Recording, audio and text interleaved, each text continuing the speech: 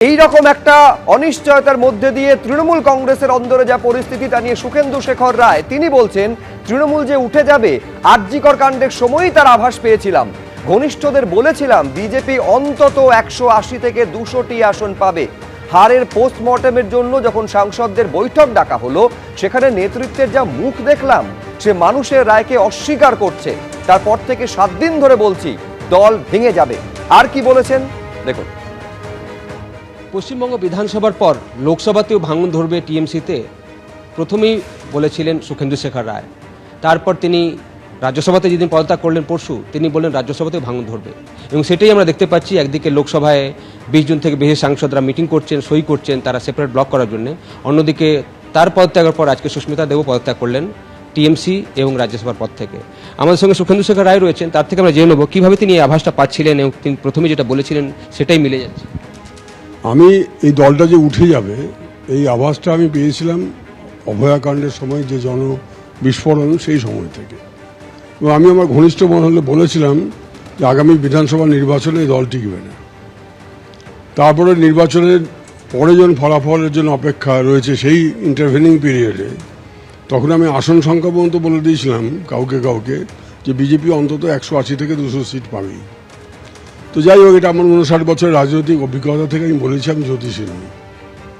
এরপর যখন একটা পোস্টমর্টেমের জন্য এমপিদের মিটিং ডাকা হলো, সেখানে নেতৃত্বের যা মুখ দেখলাম যে মানুষের রায়কে অস্বীকার করছে, স্বীকার করতে চাইছে না, অগ্রাহ্য করছে, তখন আমি বেরিয়ে এসে সেই দিন থেকে 7 দিন ধরে আমি বলেছি দল ভাঙবে, উঠবে।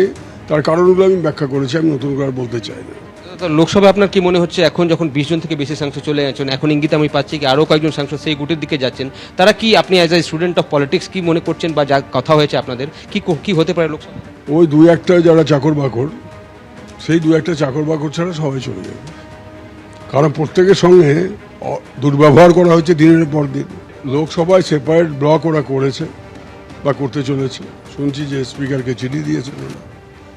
আরও কিছু লোকজন যদি জোগাড় হয়ে যায় তাহলে যত বাড়বে তত এরা শক্তিশালী হবে, এবং ওরা যারা ওই চাকর বাকর, তারা চাকর বাকরের মতো থাকবে।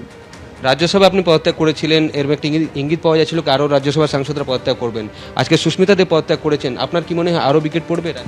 অবশ্যই পড়বে। একটা প্রতিক্রিয়া যখন শুরু হয়েছে তার তো একটা গিয়ে সমাপ্ত হবে, একটা জায়গায় গিয়ে থেমে শেষ হবে। তো এই প্রক্রিয়াটা শুরু হয়ে গেছে বিধানসভা থেকে রাজ্যসভা, লোকসভা, সব জায়গায়। এবং রাজ্যসভাতে আরও কিছু লোক পদত্যাগ করবেন। আমি তো বলছি পুরসভা, ত্রিস্তর পঞ্চায়েত, বিজেপি কত লোককে নেবে সঙ্গে, যারা অনেকেই চাইছে বিজেপিতে যোগ দিতে। বিজেপিতে বলেছে না, এখন দরজা বন্ধ। কালকে যদি বিজেপি দরজা খুলে দেয়, আমার তো তৃণমূল করার কেউ থাকবে না।